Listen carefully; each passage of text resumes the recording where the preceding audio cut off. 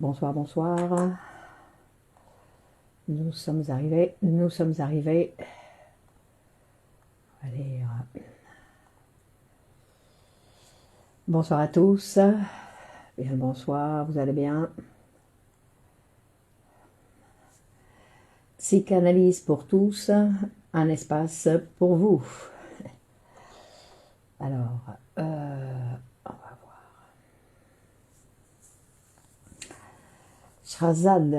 Charazade, bonsoir. Olivier, bonsoir. Sonia, bonsoir. Sandra. Jean-Loup, bonsoir.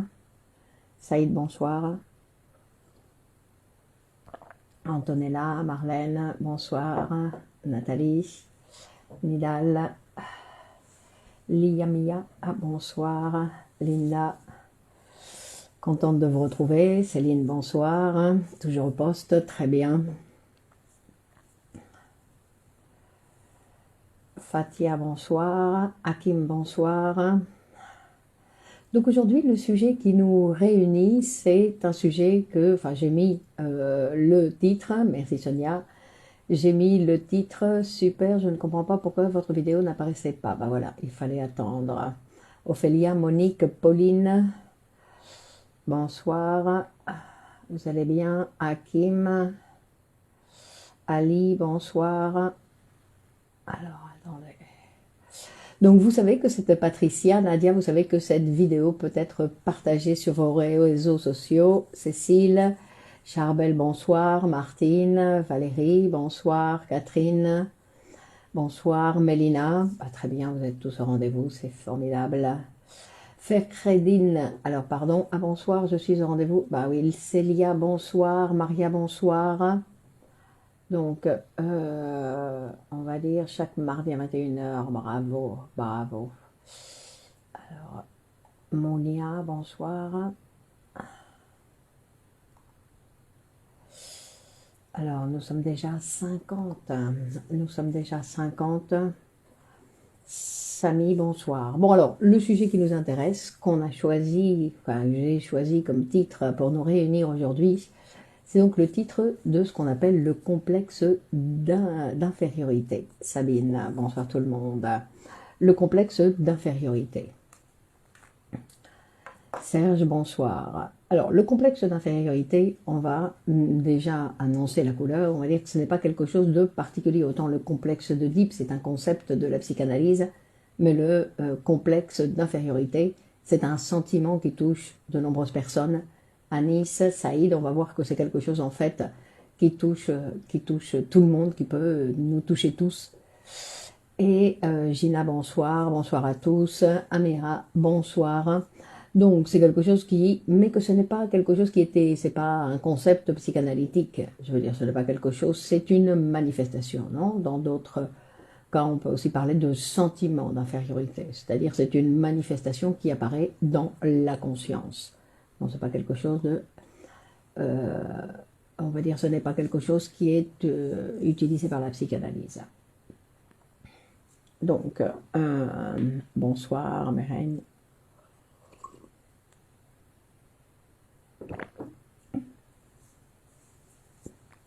Est-ce que le complexe d'infériorité est en lien avec la mauvaise estime de soi? Oui, très certainement, oui. Et Kedija, Salma, bonsoir. Rachel, bonsoir. Sonia, bonsoir. Carlos, bonsoir. Docteur Naïma, bonsoir. Naïma. Donc, on va voir que ce sentiment d'infériorité, Estelle, bonsoir, est plus en relation avec des racines érotiques. Eh bien oui, encore une fois. Mokram, bonsoir. C'est-à-dire qu'il y a un sentiment, non, Esther, bonsoir, un sentiment où l'enfant va se sentir inférieur quand il se rend compte, en fait, qu'il n'est pas aimé, quand il ne se sent pas aimé. Non? Et en fait, il va se passer la même chose chez l'adulte, c'est-à-dire il va y avoir un sentiment d'infériorité par un manque d'amour. Un manque d'amour. Ça ne veut pas dire qu'il ne reçoit pas l'amour, ça ne veut pas dire qu'on ne l'aime pas, ça veut dire que lui, il ne se sent pas aimé. Comment se manifeste-t-il ce sentiment d'infériorité? L'infériorité, c'est de sentir que les autres le font mieux que nous, que les autres, Isabelle bonsoir, Annick bonsoir, que les autres le font mieux que nous, et que le manque de confiance en soi aussi, non, Salma. Et on va voir donc, c'est quelque chose, bien évidemment, encore une fois, qui correspond à l'enfance, non? Et donc il n'est pas lié à l'amour des parents, sinon il est lié à la sensation que l'enfant a, non? Quel genre de personne souffre? Ben, on a vu, Céline, tout le monde. Tout le monde. Alors il y en a qui en souffrent beaucoup plus, mais on va voir que nous sommes tous touchés par ce sentiment. Sandrine, bonsoir. Alors on va voir que par exemple, ça peut provenir, on va dire, chez les petites filles, ça provient par exemple par le fait que quand la petite fille, elle découvre, ça commence à l'école avec les notes des examens, par exemple. Donc ça commence chez les petites filles, on va dire, quand la petite fille se rend compte que son organe sexuel, et elle le considère comme atrophié par rapport à l'organe sexuel du petit garçon. C'est-à-dire que, Marie-Laure, bonsoir, que son clitoris, Raja, et bonsoir, son clitoris, et il est ridicule par rapport à ce petit pénis qu'a le petit garçon. Mounir, bonsoir. Donc ça peut causer un sentiment d'infériorité. Et parce que en fait, cet organe, en fait, ce que ça va provoquer, hein, quand la petite fille va se rendre compte que qu'il y a une différence entre les petits garçons et les petites filles, elle va étendre cette situation, c'est-à-dire cette différence où elle va considérer qu'en fait elle est mal lotie, qu'elle n'a pas eu que c'est lui qui a le pénis et qu'elle qui ne l'a pas, Yvan. En fait, elle va l'étendre à toute sa personne et elle va se juger donc inférieure simplement parce qu'elle a un clitoris au lieu qui est tout petit par rapport au pénis du petit garçon. La scène, bonsoir. Saïd, bonsoir. À partir de quel âge, garçon et fille? Je ne sais pas, quand les garçons, vers 3 ans, non? Quand ils commencent à se rendre compte qu'il existe cette différence, non? Donc non, ce n'est pas exactement le complexe de castration. Bon, le complexe de castration, on va dire qu'il est toujours en jeu. Non, il est toujours en jeu. Parce que là, on va s'occuper pas du complexe d'infériorité ou du sentiment d'infériorité des enfants, sinon qu'on va s'occuper du sentiment d'infériorité des adultes. Mais, toujours pareil, c'est parce que c'est quelque chose de infantile qui se maintient dans le sujet à l'état adulte. Non? C'est-à-dire que la petite fille, mais bon, ça commence à l'étape de la petite fille, mais après ça continue, c'est-à-dire qu'il y a des femmes qui continuent à avoir ce sentiment-là, c'est-à-dire qu'elles trouvent que c'est un échec, qu'elle n'a pas réussi à imiter le petit garçon, que c'est pour elle un échec de se retrouver avec un clitoris au lieu d'un pénis. Donc elle sent comme il lui manque quelque chose, et qu'elle va le considérer comme une infériorité par rapport au garçon. Non? Et qui peut, donc cette situation infantile peut avoir des conséquences, pas toujours, mais qu'elle peut avoir des conséquences sur le caractère de la petite fille ou de la femme, non? De cette déception, non, face à la rivalité. Et qui va faire que chez la petite fille, dans certains cas, elle va s'éloigner de la sexualité. Nachette, bonsoir. Elle va s'éloigner de la sexualité, puisqu'elle va dire ça ne vaut pas la peine. S'il n'y a que ça, comment le voit-on? Comment le voit-on quoi? Comment on découvre que les petits garçons ont un pénis et les petites filles ont un clitoris? Le problème, c'est que justement, la petite fille, Sarah, bonsoir, Salma, le complexe se développe dès l'enfance, non? Alice, bonsoir. Dans un cas, oui, d'accord? C'est-à-dire qu'on va voir que dans un cas, pour les petites filles, ça peut commencer dès l'enfance. Hakim, est-ce que le complexe d'infériorité a un lien avec les étapes de développement psychosexuel de l'enfant? Mais on va voir que fait-elle si elle sent qu'il lui manque quelque chose. Que fait-elle? On va voir. Non, donc elle ne va pas dire directement il me manque quelque chose, il me manque un pénis, sinon que ça va apparaître avec mais chez les garçons c'est la même chose, non? Je n'ai pas d'argent, je n'ai pas de travail, je n'ai pas. Donc ce manque va se manifester dans d'autres phrases. Mais ce qu'on va voir réellement, c'est que ce sentiment d'infériorité vient de la relation, donc vient d'un phénomène qui se passe dans l'appareil psychique, qui est cette relation entre le moi et le surmoi. est-ce qu'il y a une influence de l'idéal du moi sur le sentiment d'infériorité? Bien évidemment, oui, Anati. Donc il y a l'intervention, on va dire, non, de cet idéal et de ce surmoi. Donc, et on va voir qu'il y a comme une relation tout à fait particulière entre le moi et le surmoi, ou le surmoi avec le moi, qui va faire qu'il va y avoir, qui va provoquer donc dans la conscience un sentiment d'infériorité. Bonsoir Nathalie.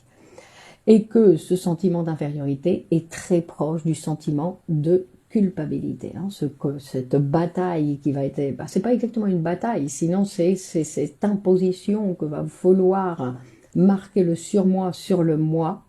Hein, c'est ce qui va provoquer, puisque le surmoi, en fait, le surmoi, il porte un idéal. Et le moi ne va jamais être à la hauteur de cet idéal. Hein. Donc, et donc il va nous dire, Freud, que ce sentiment d'infériorité, le sentiment de culpabilité, ben, ils sont difficilement séparables. Hein. Et on va voir que le sentiment d'infériorité, en fait, c'est comme un complément érotique au sentiment de culpabilité. Donc Freud va nous dire que, parce qu'il y a un autre cas, donc il y a le cas de l'enfance, par exemple, avec les petites filles qui se retrouvent, non? Après il y a les petits garçons qui trouvent aussi qu'ils n'ont plus petites que le copain, etc. Non? Donc on va voir que ce n'est pas quelque chose qui appartient uniquement à la petite fille. Et il va nous dire, donc d'un côté il y a cette situation d'infériorité par rapport à cette situation sexuelle, et d'un autre côté, il y a, Freud, il va nous parler par exemple, il va nous dire, il y a des gens, en général, le névrosé, il tombe malade face à la frustration. C'est-à-dire qu'il a des difficultés à tolérer la frustration.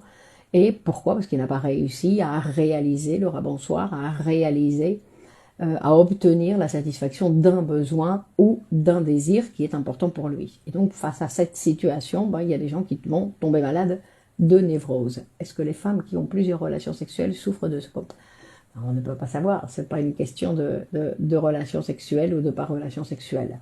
Donc il va, Iman, bonsoir, il va nous parler de, on va voir qu'il y a, il va nous dire qu'il y a des gens donc qui tombent dans une situation de névrose face à une frustration, et il y en a d'autres qui directement, c'est quand ça va se réaliser que le problème va intervenir, c'est-à-dire quand il n'y a plus de frustration. Parce que ce qu'on va voir, c'est qu'il y a une frustration, il va nous parler d'une frustration intérieure, hein, qui va provoquer donc chez l'autre d'un côté, ou l'obliger à maintenir cette frustration dans l'extérieur, ou une frustration intérieure qui ne va pas permettre, ou qui ne va pas tolérer quand il y a justement c'est une réalisation d'un désir, une réalisation. Non, il va nous parler par exemple de ces personnes qui échouent face au succès, c'est-à-dire qu'au lieu d'être, Stéphanie bonsoir, très content d'avoir réussi quelque chose, ben, quand ils réussissent quelque chose, c'est la catastrophe.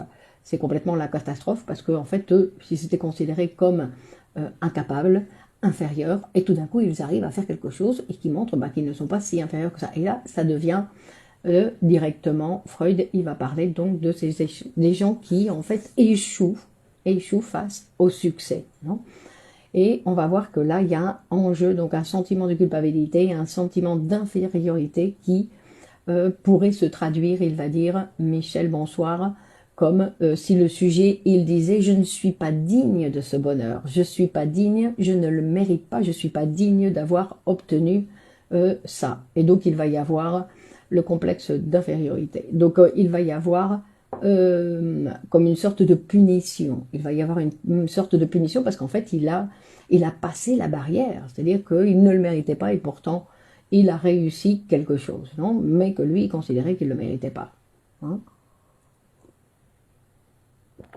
Et donc, il va se maltraiter d'une manière ou d'une autre. Il va se maltraiter.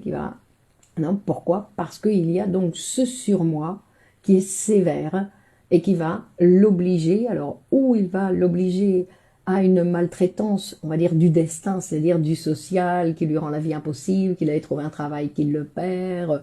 Donc, il va y avoir une maltraitance au niveau du social, il peut y avoir une maltraitance au niveau des autres, où il va obtenir que les autres commencent à le maltraiter, ou directement avec lui-même. Mais dans tous les cas, il a besoin d'une punition. Est-ce que cela rejoint le syndrome de l'imposteur, des sujets qui ne se sentent jamais responsables de leur succès? Peut-être un petit peu, non? Peut-être un petit peu. C'est-à-dire que, mais c'est pas exactement qu'ils ne se sentent pas responsables de leur succès, c'est qu'ils ne le méritent pas, non? Donc ils considèrent bien qu'ils l'ont obtenu, mais qu'ils ne le méritent pas, non? Donc, on va voir. Donc il y a une punition en fait quand le sujet va obtenir une satisfaction. Il y a une punition quand le sujet, non? Et en fait il s'était auto-catalogué d'inférieur, par exemple, et puis tout d'un coup, ben, la réalité vient lui dire qu'il n'est pas si inférieur que ça. Donc, pour revenir à ce sentiment d'infériorité, on va voir que ce sentiment d'infériorité, c'est se sentir donc qu'il n'a pas la capacité de faire certaines choses, qu'il lui manque ou de l'intelligence, ou des facultés, ou des possibilités. Pourquoi? Eh bien, parce qu'il va se comparer avec cet idéal. Non, avec cet idéal, cette projection de cet idéal. Donc, comme il se compare avec cet idéal, eh ben, évidemment, tout ce qu'il fait, c'est nul. Donc, il a un sentiment d'infériorité parce qu'il n'arrive jamais au niveau de cet idéal. Parce que, comme son nom l'indique, l'idéal est idéal. C'est-à-dire que c'est quelque chose qui peut motiver quelqu'un à travailler, mais que c'est quelque chose qu'on ne va jamais obtenir. L'idéal. Donc les idéaux, on va dire, c'est quelque chose qui sont importants parce qu'ils peuvent nous mobiliser pour avoir envie de faire des choses, mais il faut savoir que ce ne sont pas, on ne peut pas les atteindre, non, on ne peut pas les atteindre. Et alors on va voir un petit peu de ce surmoi, un petit peu comment sont-ils responsables de cette situation suite à leur comportement envers les enfants. Si on culpabilise les parents, ça ce serait vachement simple, hein. Allez, c'est à cause de mes papas et maman. Non, d'accord? C'est-à-dire que c'est une situation, c'est pas un idéal trop élevé, c'est un idéal, Sonia. L'idéal, c'est idéal, d'accord? Donc c'est pas question d'être trop élevé ou pas, c'est-à-dire que je me compare à un idéal et cet idéal, personne ne peut l'atteindre. Parce que personne ne peut atteindre aucun idéal. Est-ce que vous pouvez programmer une émission spéciale grave de Désir et de Jack Lacan? Et donc, on verra. Donc, le surmoi, on va dire justement qu'il ne se forme pas par rapport aux expériences vécues avec les parents. Et ça, c'est important de se rendre compte pour justement réussir un petit peu à se déplacer de ce que le sujet a vécu. Parce que le sujet, il vit plein de choses, et il vit plein de choses difficiles, parce que les enfants, ils passent tout le temps par de grandes déceptions, parce qu'en fait, c'est ça, grandir.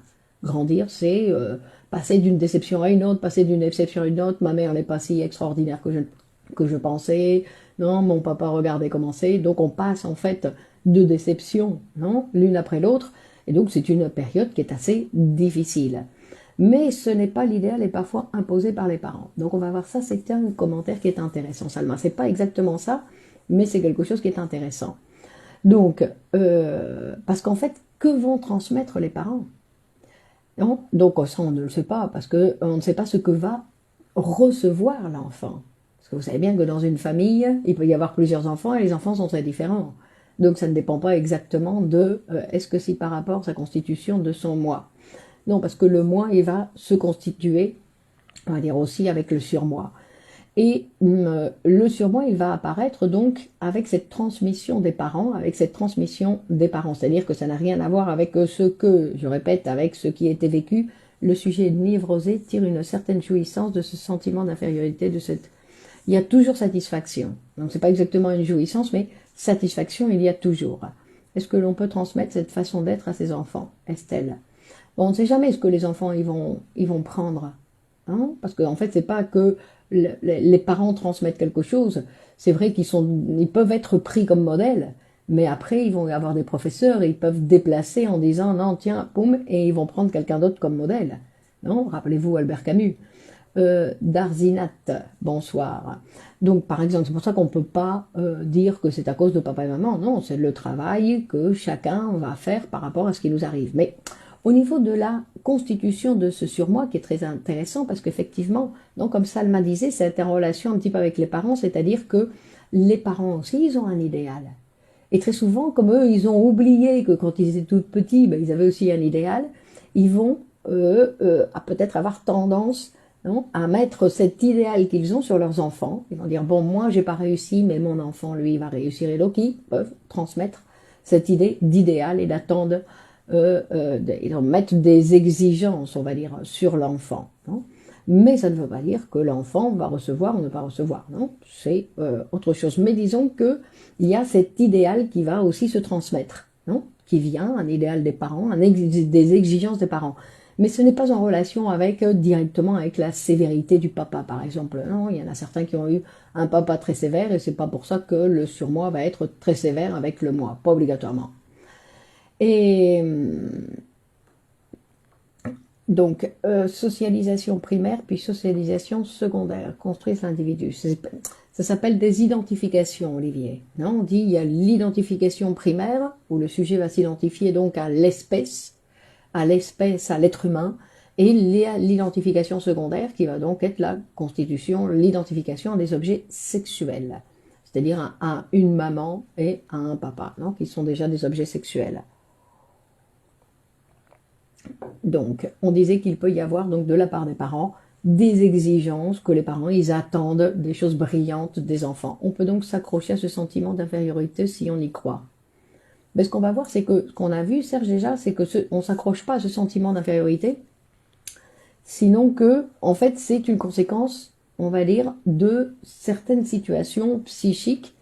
Non, toujours des situations psychiques, parce que même si le sujet, par exemple, va dire que le sentiment d'infériorité, c'est parce que le sujet ne se sent pas aimé. Mais ça ne veut pas dire qu'il n'est pas aimé. Non, il faut faire la différence. Hein, on a des sentiments, mais ce ne sont pas la réalité. Si on a tendance à idéaliser l'un de ses parents, ben on a tendance, tous les enfants ont idéalisé leurs parents. C'est bien pour ça qu'après ça va se maintenir aussi. Parce que cette idéalisation, tous les enfants ont pensé que leur papa et leur maman étaient de véritables dieux qui pouvaient tout, puisque l'enfant ne pouvait rien. Donc leurs parents, ben, c'était vraiment des gens extraordinaires, extraordinaires.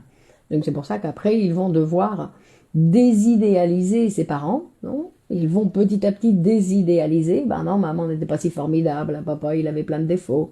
Et donc on commence à humaniser un petit peu nos parents, à humaniser nos parents qui étaient arrivés à un stade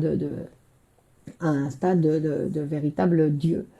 Et donc, on va voir que donc l'enfant, bien évidemment, lui, il a le droit d'idéaliser ses parents. Lui, il a le droit de vouloir être l'idéal de son papa. Pourquoi? Parce que ça fait partie de son développement.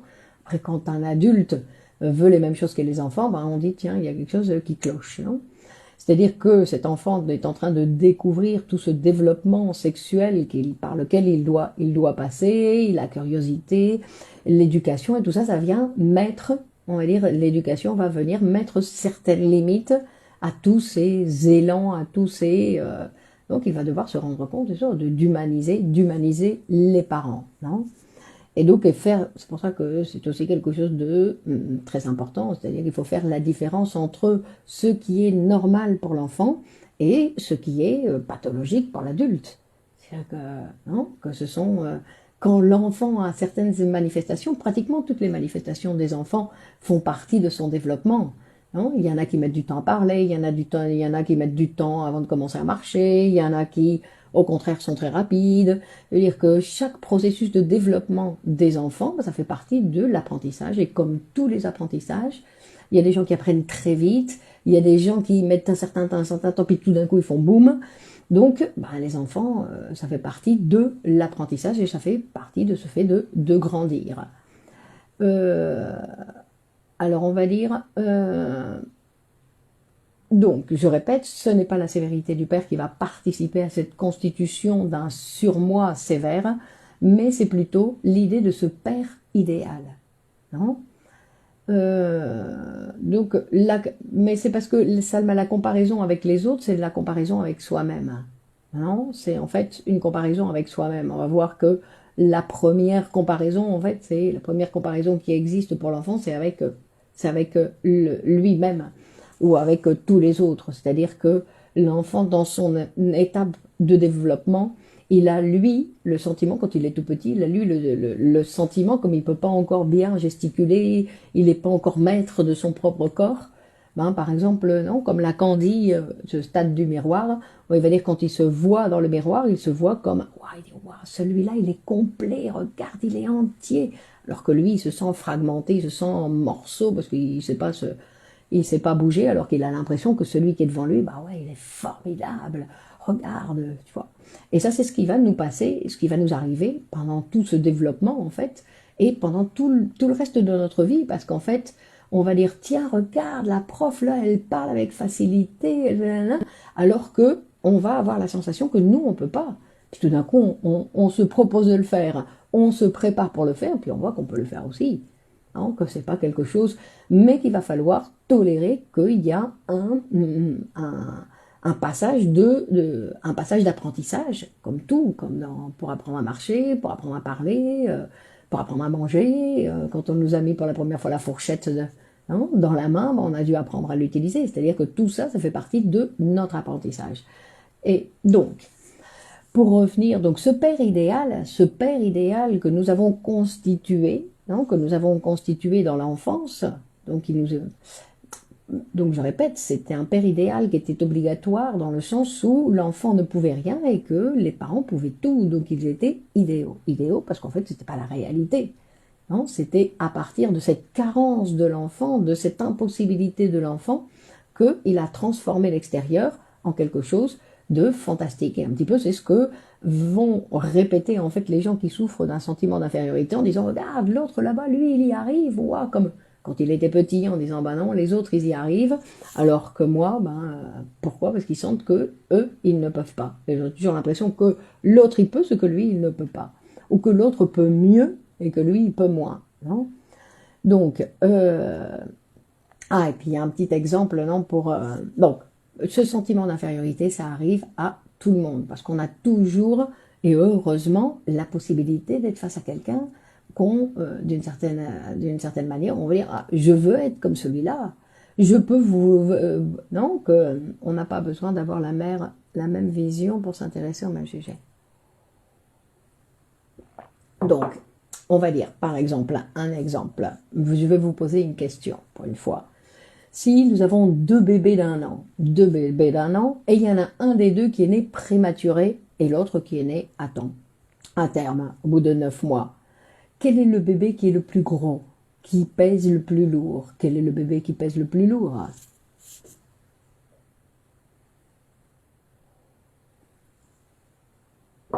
Non, l'idéal n'est pas relatif. Non, c'est pas question de relatif. L'idéal est idéal, Salma. Idéal, ça n'existe pas. C'était quand j'étais tout petit. C'est tout. Donc j'idéalisais des choses parce que je les connaissais pas. Et parce que moi, je ne pouvais rien. Donc c'est là où il y a la fabrication d'un idéal. Mais un idéal, dans tous les cas, c'est un idéal. Est-ce que la psychanalyste peut diagnostiquer ce complexe d'infériorité? Mais il ne s'agit pas d'un diagnostic, non? Ce sont des sentiments qui peuvent traverser les patients à un certain moment du travail analytique ou qui peuvent... parce que c'est un sentiment. Donc c'est pas un diagnostic. On ne sait pas qui est le bébé le plus lourd. Ah non, on ne sait pas, le bébé né à terme pèse le plus lourd. Eh ben non, Jean-Loup, c'est le contraire. Parce que le bébé prématuré, il pèse plus lourd parce qu'il a été chouchouté par la maman. Et comme il a été chouchouté par la maman, on lui a donné un petit peu plus à manger. Pourquoi? Pour compenser. D'accord? Il est compensé. L'idéal n'est pas réel ni comparable, il est fantasmé. Exactement. Merci Salma. D'accord? C'est un fantasme. Le bébé né à terme. Non, c'est le bébé qui a été chouchouté, le bébé prématuré. Alors, pas à la naissance, mais quelque temps après. Et donc, on va voir que très souvent, ce qui se passe, c'est quand les mamans se retrouvent avec des bébés ou avec des enfants qui ont un peu de difficulté, la majorité des mamans vont essayer de compenser ça en donnant un petit peu plus, aux enfants. Non? Donc, et ce qu'on va voir, c'est que quand on parle de l'amour, puisque l'amour va avoir un rôle essentiel dans le développement de tout le monde, mais pas de l'amour qu'on a reçu, parce que l'amour qu'on a reçu, en fait, il était bien et il n'était pas bien. Je veux dire que les mamans ont été capables de nous aimer à un certain temps, d'arrêter de nous aimer parce qu'elles étaient occupées par autre chose. Je veux dire, il n'y a pas eu parce que c'est ma maman, donc c'est un... Pas, donc, pas forcément, on ne parle pas de mathématiques, cela dépend de la croissance de l'enfant. Donc, moi ce que je voulais vous montrer, non, ce que je voulais vous montrer dans cet exemple, ce n'est pas que c'est une vérité que nous allons aller regarder pour voir si dans tous les cas c'est comme ça, c'est de voir qu'il y a une tendance de la maman à vouloir compenser certaines choses, c'est-à-dire que certaines choses qu'elle n'a pas été capable de donner au grand, ben maintenant elle va s'en occuper pour le donner au petit, parce que comme elle n'a pas pu le donner au grand, elle va le donner au petit, non? Est-ce qu'il y a un enfant idéal? C'est quoi la différence entre enfant idéal et enfant normal? Il n'y a pas d'enfant idéal. Le complexe d'infériorité est-il en relation avec la liquidation du complexe d'Oedipe? Il n'y a pas de liquidation par Rachel, parce que non, il y a le passage par le complexe d'Oedipe, mais qu'on va jamais le liquider, c'est-à-dire que c'est quelque chose, c'est un mécanisme, le complexe d'Oedipe, qui va continuer à vivre avec nous jusqu'à la fin. D'accord? Donc, pour revenir à cette histoire de l'amour qui est très important, dans le sens où il est important que l'enfant se sente aimé. Qu'il le soit ou qu'il ne soit pas, c'est autre chose. Qu'il a besoin de se sentir aimé.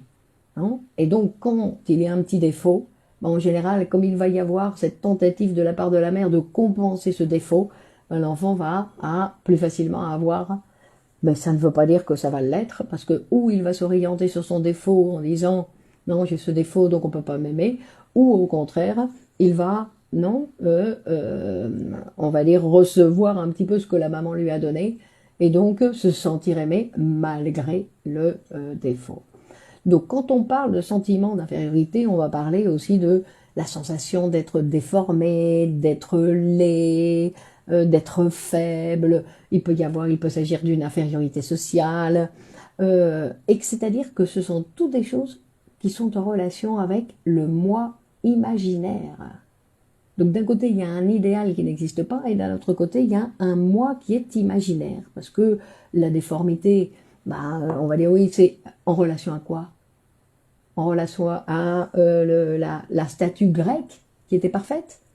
Donc c'est en relation à quoi? Non? On va dire la laideur. C'est pareil, c'est en relation à quoi? La laideur, c'est quelque chose de tout à fait subjectif. Non? Il y a des gens qui sont magnifiques, même s'ils ne correspondent pas à ces canons, à ces modèles du journal de la télévision, non? Par exemple. Donc tout ça, on va dire, c'est en relation avec ce moi imaginaire, c'est-à-dire avec l'image que le moi a de lui-même.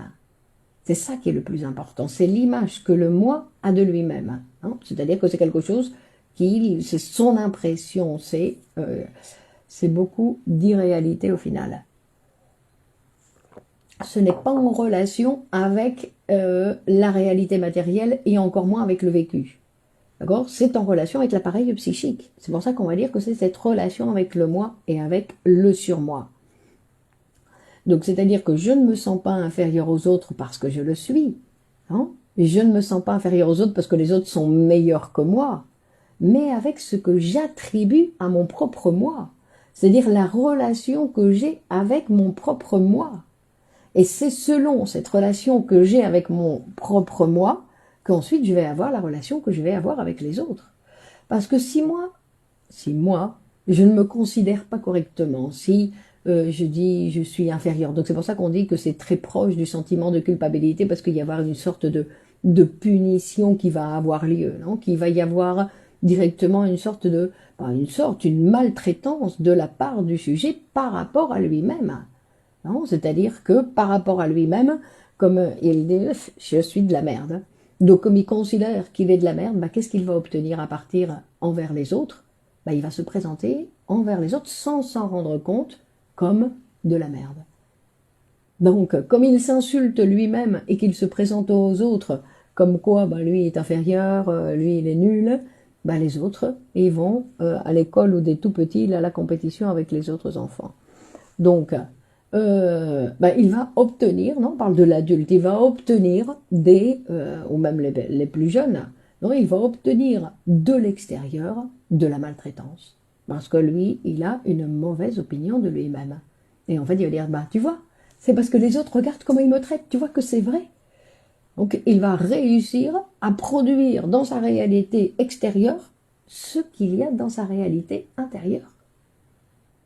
Et donc, il va se réaffirmer, bien évidemment, dans tout ce qu'il ressent, parce que vous avez bien vu que pourquoi le sujet en vient à s'insulter? Parce qu'il ne se sent pas aimé. On a vu qu'il ne se sent pas aimé, mais pas seulement. Hein? Il ne se sent pas aimé, ce qu'on vient de dire, Céline, non? C'est-à-dire qu'il considère que lui, il est inférieur. C'est avec sa relation avec son moi imaginaire. Donc, avec son moi imaginaire. Donc, on va voir. Donc, c'est pour ça que je reviens sur le sujet et que c'est très important. Ça ne dépend pas de la réalité. Ça ne dépend pas ni des parents, ni de que réellement, ni du fait que peut-être réellement je suis inférieure parce que je n'ai pas d'argent, parce que ma situation sociale n'est pas celle que j'aimerais bien avoir, etc. Et du coup, bah, je ne me considère pas correctement. Et donc, je vais recevoir de l'extérieur ce que je pense de moi. Hein? En plus, Freud il va dire que ce complexe d'infériorité, ou plutôt ce sentiment d'infériorité, en fait, on va voir qu'on le trouve dans toutes les névroses. D'accord? Dans toutes les névroses, il va y avoir, toutes les névroses vont être accompagnées de ce sentiment. Par exemple, dans la phobie, il va commencer par la phobie en disant que ce sentiment d'infériorité, en fait, il va s'organiser autour de ces objets phobiques. Par exemple, une personne qui souffre d'agoraphobie, qui a peur des lieux extérieurs et qu'il préfère ne pas sortir, ou quand il sort, il essaye de sortir toujours accompagné, on va dire, c'est cet accompagnant phobique qui va permettre de diminuer l'angoisse en sortant, non? Qui va tranquilliser un petit peu son angoisse. Et en fait, donc c'est aussi quelque chose qui est en relation avec le sentiment d'infériorité, puisqu'il va se sentir attaqué, dénigré, ridicule. D'accord? Pourquoi? Parce qu'il a des difficultés pour sortir. D'accord? Donc on voit que ce n'est pas le sentiment d'infériorité qui provoque la phobie, sinon qu'avec la phobie est accompagnée de ce sentiment d'infériorité. Hein? Après, on va voir que dans tous les processus d'apprentissage, et ça c'est un très important, parce qu'il y a certaines personnes qui ont beaucoup de difficultés à le tolérer, c'est-à-dire que dans les processus d'apprentissage, c'est-à-dire tout au long de notre vie, nous allons nous retrouver dans des processus d'apprentissage, parce que la vie, on arrête de l'apprendre quand on meurt. Mais jusqu'au bout, on peut continuer à apprendre des choses de la vie. Je veux dire que la vie est infinie, la vie et ses contenus sont infinis. Et en fait, ce qu'on doit apprendre, c'est à chaque fois qu'on se retrouve dans une nouvelle situation, à chaque fois qu'on se trouve devant une nouvelle situation, il va falloir tolérer qu'on doit apprendre quelque chose, que cette nouvelle situation, on ne la connaît pas, et qu'on va devoir l'apprendre. Et donc, qu'est-ce qu'on va devoir tolérer? Les erreurs, les difficultés. C'est-à-dire que nous devons savoir que tant que je n'ai pas commencé à faire quelque chose, il va falloir que je le pratique, et que je le pratique, et que je le pratique. C'est-à-dire que c'est en faisant que nous apprenons. Comment je vais apprendre à me psychanalyser? En me psychanalysant. Parce que le patient qui arrive tout neuf, il va falloir qu'il apprenne. Parce qu'au départ, il ne sait pas. Il va falloir qu'il apprenne et puis il peut avoir la sensation qu'il ne sait pas. Et il va falloir tolérer, comme dans n'importe quelle chose nouvelle pour le sujet. N'importe quelle nouveauté pour le sujet, il y a des pas à faire d'apprentissage. Hein? Et il y a des personnes qui ne tolèrent pas ce temps d'apprentissage qui est nécessaire. Non, ce temps d'apprentissage où il faut passer. Alors pour certaines personnes, c'est plus ou moins rapide, et surtout pour la personne qui ne tolère pas qu'il y a ce temps d'apprentissage à faire, alors là ça va retarder encore plus le temps, parce qu'il ne tolère pas les erreurs, il ne tolère pas les difficultés, il ne tolère pas qu'il trébuche ici, qu'il trébuche encore là, la scène bonsoir, donc obligatoirement ça va retarder, non, beaucoup plus non, et en fait, pourquoi le sujet ne tolère pas ce temps d'apprentissage? Il ne tolère pas parce qu'il a cette idée de perfection. Il a cette idée d'idéal, de perfection, et en fait, il ne tolère pas l'imperfection.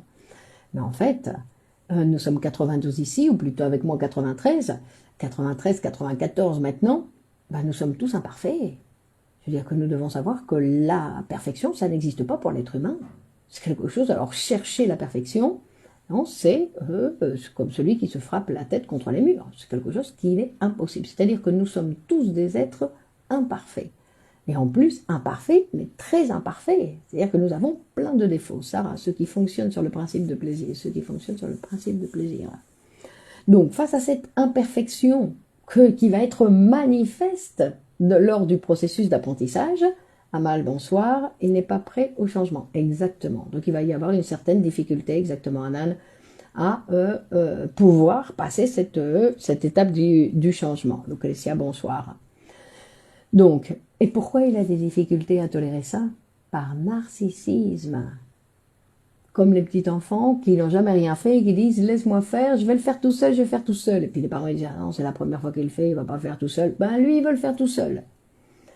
D'accord? C'est-à-dire qu'il y a un narcissisme de celui qui pense qu'il doit pouvoir le faire parfaitement dès la première fois.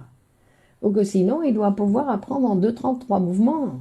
Et que si ce n'est pas le cas, ben, c'est qu'il est nul. Comment aider la personne à vaincre ce complexe? Salma, ben ça c'est quelque chose où on va voir, parce que ce narcissisme, ça déjà, premièrement, ce narcissisme, on va dire qu'il va s'agir de législer le narcissisme. Parce que narcissique, nous sommes tous narcissiques.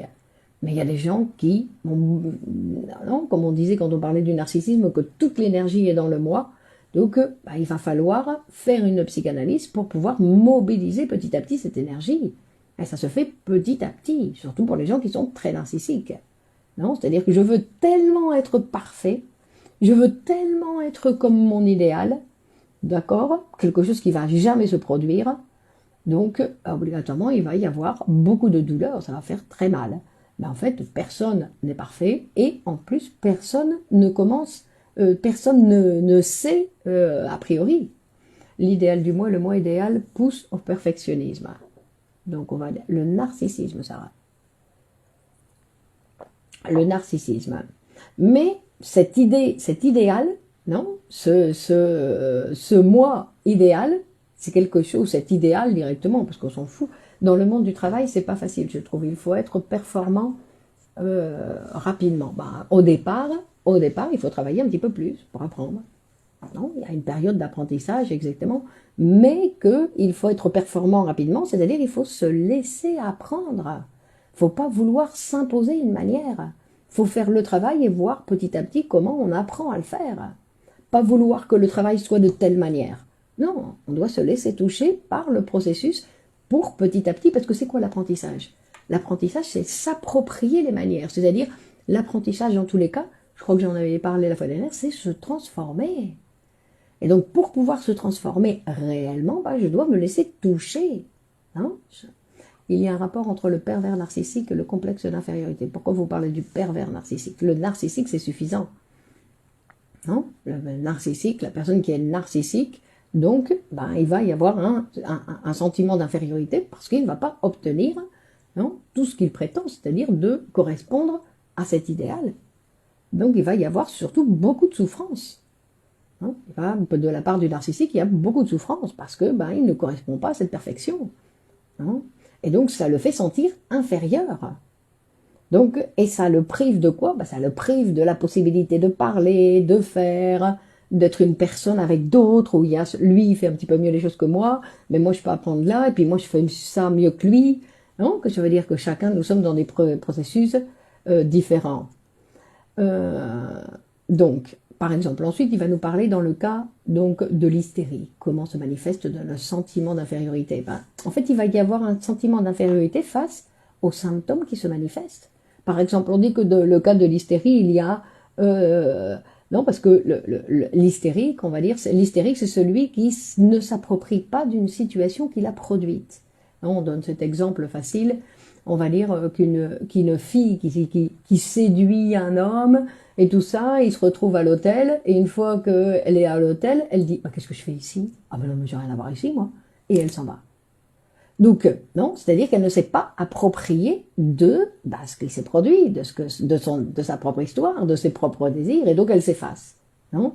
Et ça va provoquer, bien sûr, quand on ne peut pas faire face à ce qu'on a fabriqué nous-mêmes, non, elle se fait séduire. Le monsieur, il l'a pas emmené de force à l'hôtel. Donc elle se retrouve là à l'hôtel, et puis tout d'un coup, elle dit, bah non, j'ai rien à faire là, moi. Mais non, je veux pas du tout. Non. Donc on va dire, et ça provoque une sensation aussi, une sensation de sentiment d'infériorité, non? Parce que en fait, elle n'est pas en relation au niveau de la conscience avec ses désirs érotiques. Elle a des désirs érotiques qu'elle ne veut pas reconnaître. Et donc tout d'un coup, il y a un conflit, et face à ça, bah, il y a un sentiment d'infériorité qui va se manifester. Et ensuite, on va voir qu'il y a une chose qui est très importante. Regardez, ça c'est un élément qui est très intéressant. C'est quand on parle de ce développement infantile, on va arriver, donc après toutes les différentes étapes de la croissance et tout ça. Et on va voir qu'il arrive donc ce moment qu'on appelle la métamorphose de la puberté. Et la métamorphose de la puberté, c'est ce moment définitif, on va dire, ou qui devrait être définitif, c'est ce moment où en fait les enfants vont devoir se séparer des parents. Mais je vais dire, pas physiquement, c'est pas qu'ils doivent partir de la maison des parents, sinon qu'ils doivent avoir un nouvel objet d'amour. Hein. C'est-à-dire qu'ils doivent déplacer leurs amours incestueux pour pouvoir vivre une autre histoire d'amour. Et pour pouvoir faire cette séparation, parce qu'il faut penser que c'est leurs premiers objets d'amour, ce sont des objets qui ont été très passionnels, c'était une passion très intense avec ces premiers objets, donc pour pouvoir se séparer de ces objets, ben, il y en a certains qui vont sentir que leurs parents ne les aiment pas. Non, non, mes parents, ils m'aiment pas. Et pourquoi? Parce que ça fait une manifestation nécessaire pour la séparation. C'est-à-dire, c'est un sentiment qu'ils vont utiliser pour les aider à se séparer. C'est plus facile de se séparer de quelqu'un que je pense qu'il ne m'aime pas que de quelqu'un qui m'aime, non? Donc, alors que les parents les adorent. Mais pour pouvoir, donc ils vont dire non, tu vois bien, tu ne m'aimes pas, tu as fait ceci, tu as fait cela, non? Est-ce le même cas dans le complexe de la supériorité et la folie de grandeur? Ben, c'est en relation la scène, non? Parce que c'est toujours dans les deux cas, c'est toujours quelque chose qui est en relation avec le narcissisme. Mais là, on est en train de voir que ce n'est pas seulement la question du narcissisme. On va voir aussi qu'il y a cette question de ce manque d'amour. Mais pas de ce manque d'amour, pardon, ce n'est pas un manque d'amour, de ne pas se sentir aimé. Parce qu'en fait, on va voir que l'enfant, il va passer, donc il peut passer cet adolescent par, donc on peut se mentir à soi-même. On peut ne pas reconnaître ce qui nous arrive, Serge. Parce que penser que mes parents ne m'aiment pas, c'est pas me mentir à moi-même, sinon que c'est un passage qui va être nécessaire, que je vais utiliser pour pouvoir, bon, si vous voulez, c'est se mentir à soi-même. Mais en fait, où est la vérité?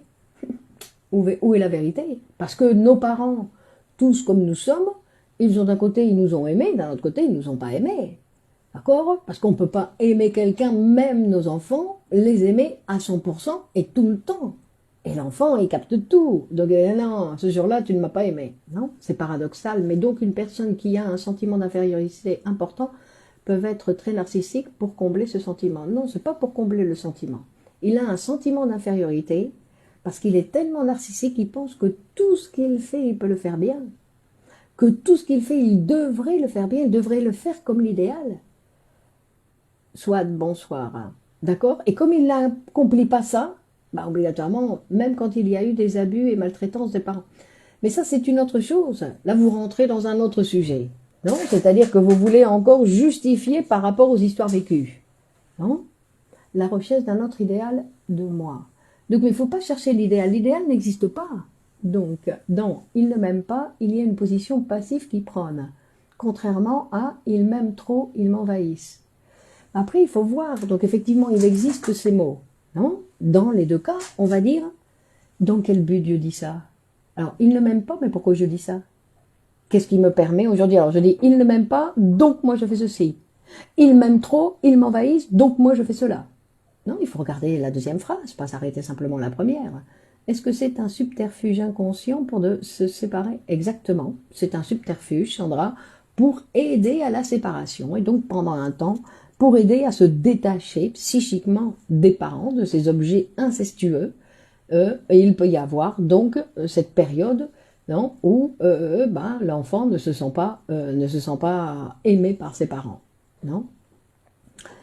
Parce que après on va voir que du coup, une fois qu'ils sont séparés, après ils se peuvent se rendre compte, se réconcilier avec les parents et dire non, qu'ils se rendent compte que les parents, bah si, ils m'ont aimé, ils m'aiment, etc. Non. Et on va voir parce que l'importance de l'amour, parce que l'importance de l'amour, après il faut se sentir aimé, c'est-à-dire parce que l'amour c'est le sentiment qui va nous permettre de nous modifier. C'est-à-dire que les enfants, ils vont, pour ne pas perdre l'amour des parents, ils vont se transformer.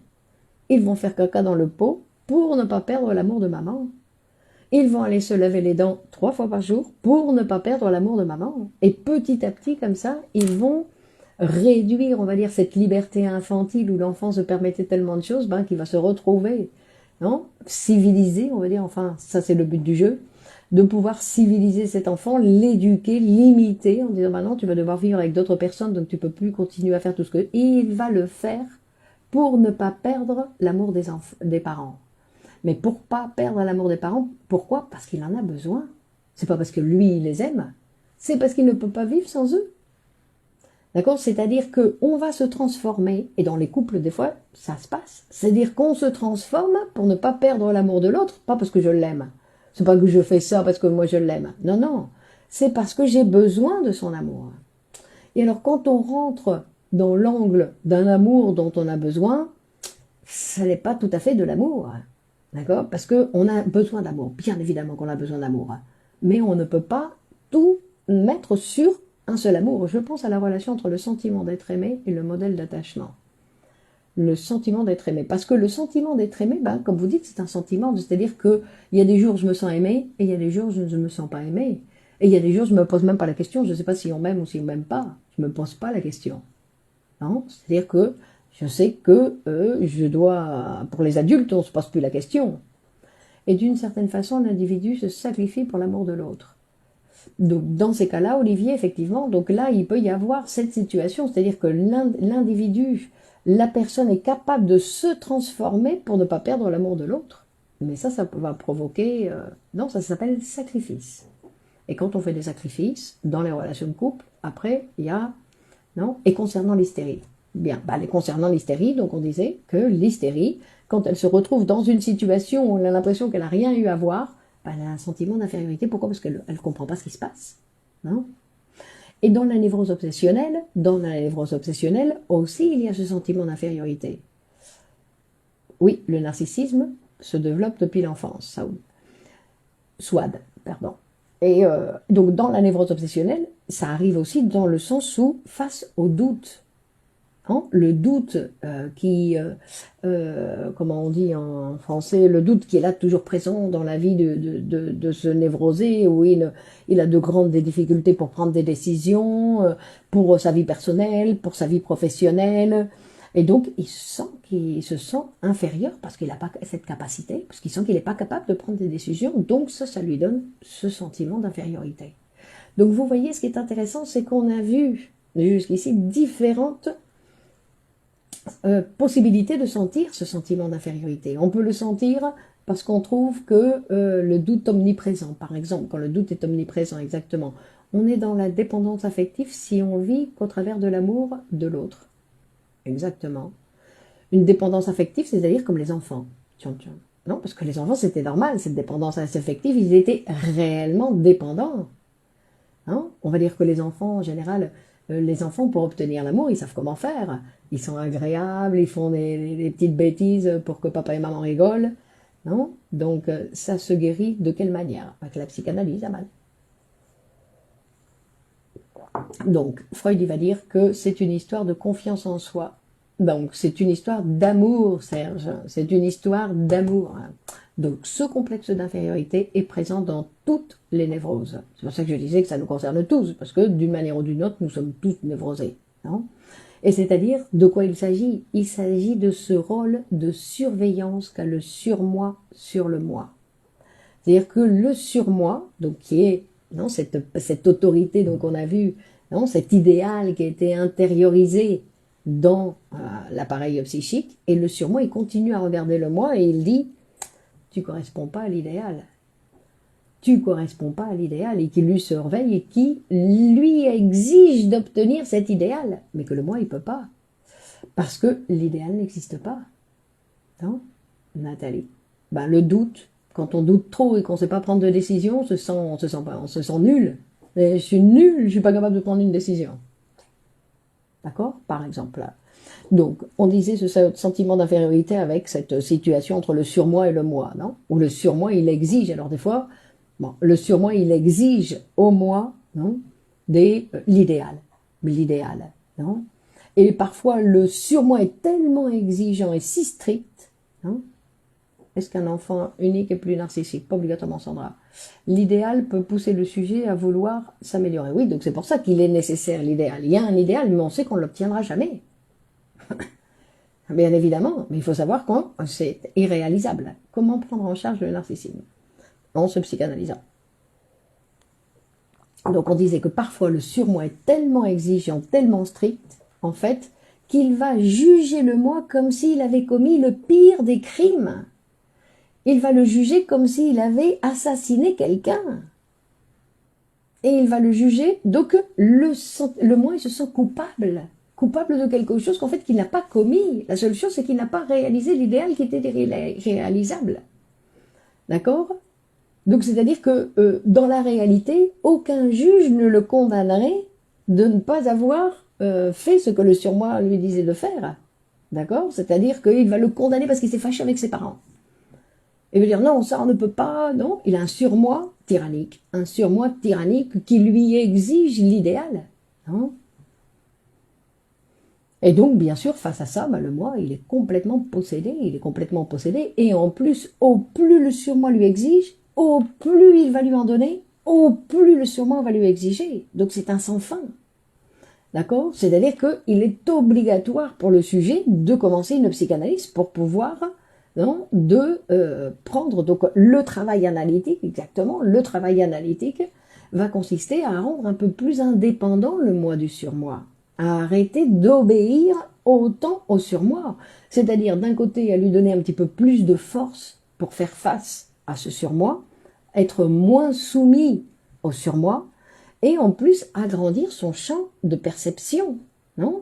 Et l'aider à s'organiser, à organiser le moi, parce que rappelez-vous, dans l'appareil psychique, le moi c'est celui qui va travailler pour que le surmoi soit content, parce qu'il faut lui rendre plaisir, mais il doit, c'est-à-dire qu'on va aussi d'une certaine façon socialiser le surmoi, c'est-à-dire que le moi va devenir un petit peu plus social, plus aussi tyrannique, mais un petit peu plus social.